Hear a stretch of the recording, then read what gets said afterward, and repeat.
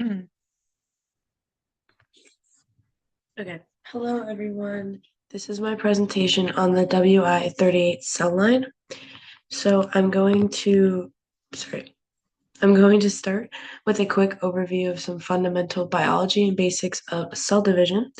So starting off with like specifically how cell division and mitosis work. Cell division is the biological process where one parent cell divides to form two new daughter cells.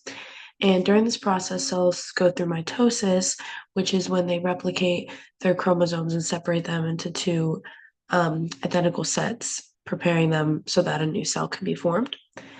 So to start with interphase, which is stage one, this is where the cell grows, and in G1, that's the first phase of interphase, the organelles are duplicated, and then the S phase, which is where DNA is replicated, and then the G2 phase, where cells continue to grow, and then DNA is checked for any errors before division. And then the cell enters prophase, which is where the chromatin condenses into visible chromosomes, the nuclear envelope starts to break down, and then spindle fibers form.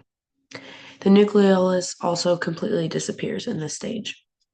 And then moving on to prometaphase, the chromosomes begin attaching to those spindle fibers, and also the nuclear envelope is fully dissolved now, and the centrioles are moving towards opposite ends of what is called a metaphase plate. And then during anaphase, sister chromatids separate and move towards opposite poles of the cell, and they are pulled by kinetochores, kinetochore microtubules, and then become individual chromosomes. And then telophase, the nuclear envelope reforms and chromosomes begin to relax again, meaning they decondense at their opposite poles. And then finally, during cytokinesis, a ring of actin and myosin tightens to kind of like pinch the cell into two separate daughter cells. And in an animal cell, a cleavage furrow will occur, and in a plant cell, a cell plate will occur. And then this is kind of a visual demonstration of how each stage leads over into the next during the cell cycle. Okay, now let's move into the origin of the WI 38th cell line. So in the 1960s, scientists had a really big issue with growing safe, clean cells for vaccines, and they were not using human cells at this point in time, and that was pretty obviously reflected in their work because treatments weren't very effective back then.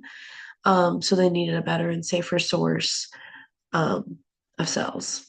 And that leads to Leonard Hayflick, who is a scientist that used fibroblast cells from lung tissue of a legally aborted 3-month-old gestational fetus, female fetus, and successfully grew the cells in a culture. And he used enzymes to separate the cells and place them into a culture medium. And he created a smooth sheet of growing fibroblasts that became a strain of cells. And after this, the WI38 cell line was born, and it would go on to help contribute to the development of medicine and vaccines. So the key aspects of the WI38 cell line were that the cells could be frozen at early stages and revived later. And Hayflick discovered that human cells only divide a certain number of times. And by freezing WI38 cells early in their lifespan, it happened to be that practically an almost endless supply of cells could be preserved for future use. And so basically, they could come back to the strain of cells, and the cells would still be young cells.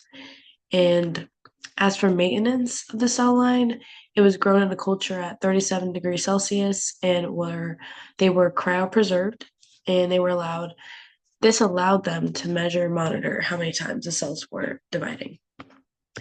So now let's go on to talk about the medical impact. The WI38 cell line has saved millions of lives because it became a safe and reliable building block for producing vaccines. This is because fetus cells are much less likely to carry viruses from the environment, which makes them ideal for vaccine development. When scientists later compared global disease rates before and after WI38 based vaccines were developed, the results showed like billions of infections were prevented and millions of deaths were avoided. And this also contributed to health overall because the Hayflick limit was discovered, which I will go into more detail about in a moment. But also, the WI38 cell line has been used to produce several well-known vaccines, including hepatitis A, rabies, rubella, and varicella, which is also known as chickenpox.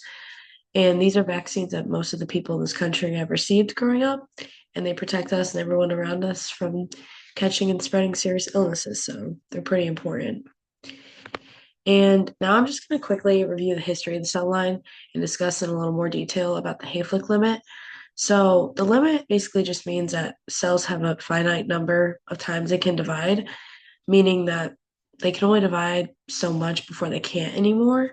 And this helped confirm that the strain was well suited for large-scale virus growth and production, and it better enabled the development of vaccines.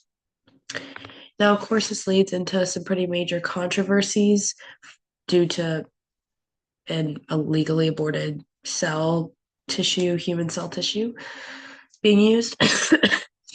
um, so some people oppose the use of this cell line because it originated from fetal tissue, so the origin from abortion.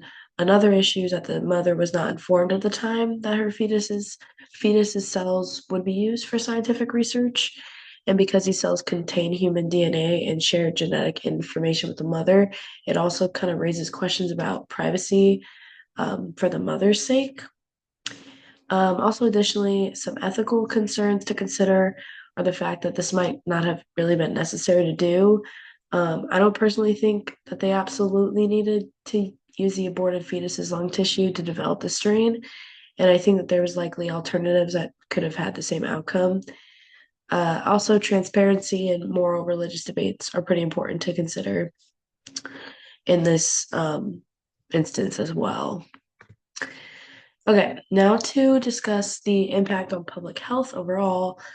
This cell line has made populations much healthier overall due to the now widespread use of vaccines. Additionally, it has helped to improve the safety of vaccines and their reliability as well. And we have now transitioned from animal-derived experiments to the use of human cell substrates, which has impacted the overall science community immensely.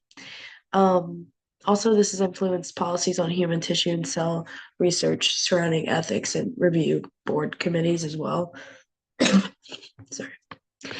Okay, now I'll share my personal stance. I believe that informed consent is 100% necessary. If the mother had been fully aware and agreed to like how the cells were going to be used, I wouldn't really have any issue with it, especially given like the life-saving outcome of the research. But I do think the fact that consent was missing makes the situation a little more complicated morally. But I do recognize the other side. What would have happened if the cell line had never been used? There would have been a lot of issues of trying to prevent diseases without vaccines, and countless lives could have been lost. So while the origin is ethically difficult, the positive impact, I think, outweighs the controversies for global health sake, for the health of the world. I also still believe alternatives to this are most likely available, but they weren't really sought out by the scientists. They just kind of used the fetuses with fetuses tissue without really weighing all the other alternatives that they could have maybe used instead. Additionally, this experiment was a one-time occurrence, so I don't think it's as bad as if it were to like keep happening in today's age. Um, so finally, my personal reflection, even though I haven't really realized it till now, this cell line has really like directly benefited me due to it contributing so heavily to like vaccines overall. Um, I believe the origin of the cell should have been handled differently, but the scientific advancements and public health benefits have been like immense and monumental. And in the end, the WI38 cell line sparked change worldwide for our health systems and the world health overall. and it was a very important medical advancement despite its controversies. So I think it is a positive thing, all in all. And then these are my references. Thank you.